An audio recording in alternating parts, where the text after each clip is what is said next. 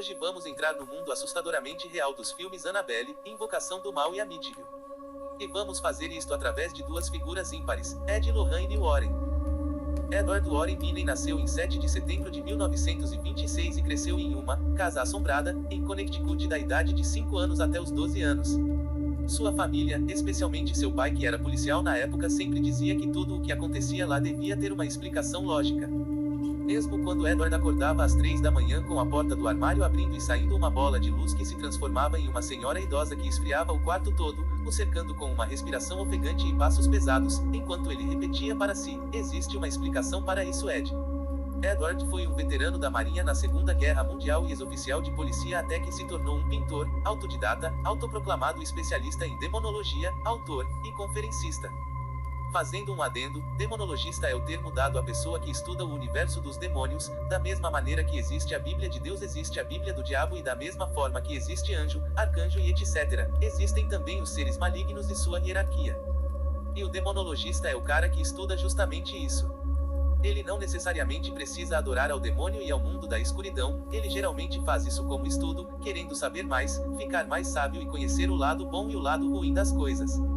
Eles estudam a demonologia também para saber quais orações podem espantar quais tipos de demônios, então, a maioria das pessoas que realizam exorcismos, padres e outros religiosos, também estudaram a demonologia. Continuando. Já Lorraine Rita Warren nasceu em 31 de janeiro de 1927.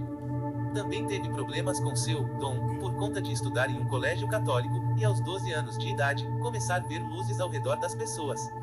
Um dia disse a uma das freiras que a sua luz era mais forte que a da Madre Superiora. Isso lhe rendeu um castigo de 3 dias, sem poder falar ou brincar. O pior é que Lorraine não podia contar o que via a seus pais, com medo que eles não entendessem ou ficassem chateados com o assunto. Guardou tudo o que via para si, desde que conheceu Ed, que aos 16 anos de idade, trabalhava como porteiro no Teatro Colonial, em Bridgeport, Connecticut. Lorraine e sua mãe frequentavam o local todas as quartas-feiras, começaram a conversar, se tornaram amigos e em uma visita à casa de Lorraine Ed a pediu em namoro. Eles tiveram uma filha e lhe deram o nome de Judy. Ed se tornou um artista. Pintava quadros e sua especialidade era pintar casas mal assombradas, assim como foi a dele um dia.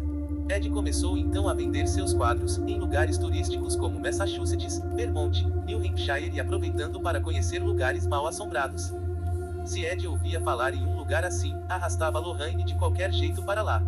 Pintava então a casa com fantasmas saindo pela porta e pela janela, Lorraine batia a porta e entregava o quadro à família que lhe pagava por isso. Era um modo de Ed poder saber se o que ocorria na casa daquelas famílias era o mesmo que já tinha acontecido na sua. Fundaram em 1952 The New England Society for Psychic Research, a Sociedade Nova Inglaterra para a Pesquisa Psíquica, que o objetivo no início era simplesmente investigar assombrações. Em seguida, por volta de 1965 os Warren entraram em uma casa, onde o espírito de uma menina chamada Cynthia possuía o menino da casa, e ela estava à procura de sua mãe. Ed pensou: isto é horrível, esta criança está à procura de sua mãe constantemente dia após dia. Como posso ajudar essa criança? Ed e Lorraine participaram de cerca de 4.000 casos, alguns solucionados, outros não. Sempre gostei de ajudar os outros. Muitas vezes, as orações e o terço eram suficientes para neutralizar os espíritos negativos e mandá-los de volta. Para expulsar os mais insistentes, nós tínhamos de realizar o exorcismo, o que era mais complicado. Para isso, precisávamos de provas concretas e de autorização da Igreja Católica. Quando o caso era urgente e não tínhamos um padre disponível, o próprio Ed realizava o ritual, explicou Lorraine. Muitos padres chegaram a pedir ajuda aos demonologistas.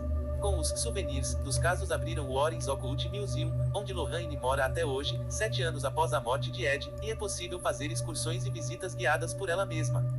Responsável por manter o legado dos Warren desde a morte de Ed em 2006, Lorraine faleceu em abril de 2019, aos 92 anos de idade, em Connecticut, e juntou-se ao marido no plano astral para viverem suas vidas eternas lado a lado. O museu. Este museu é com certeza o mais famoso e também o mais antigo de objetos sobrenaturais que existe no mundo. O museu foi fundado em 1952 no fundo da casa deles, e lá eles mantêm todos os objetos sobrenaturais que encontraram em suas aventuras.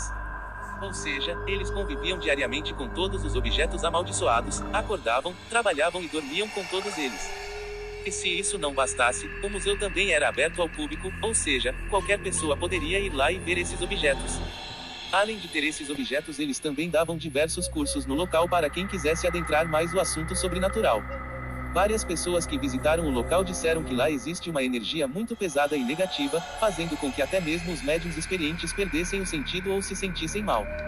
Em todo o canto do museu que você olhe, você encontrará um objeto sobrenatural e amaldiçoado. Lá existem crucifixos amaldiçoados, bonecos endiabrados, tabuleiros ou Ouija, um deles inclusive no qual dizem que ocorreu a maior possessão por tabuleiro até hoje. Existe também no local um boneco que dizem estar possuído por um Karazi.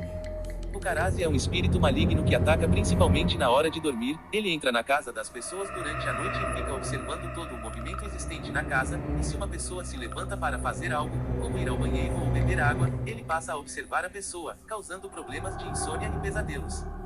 Depois que o Karazi vê a primeira pessoa, é como se ele recebesse a permissão de entrar no quarto dela, e assim ele faz, se escondendo em algum lugar, sendo o mais comum deles, embaixo da cama.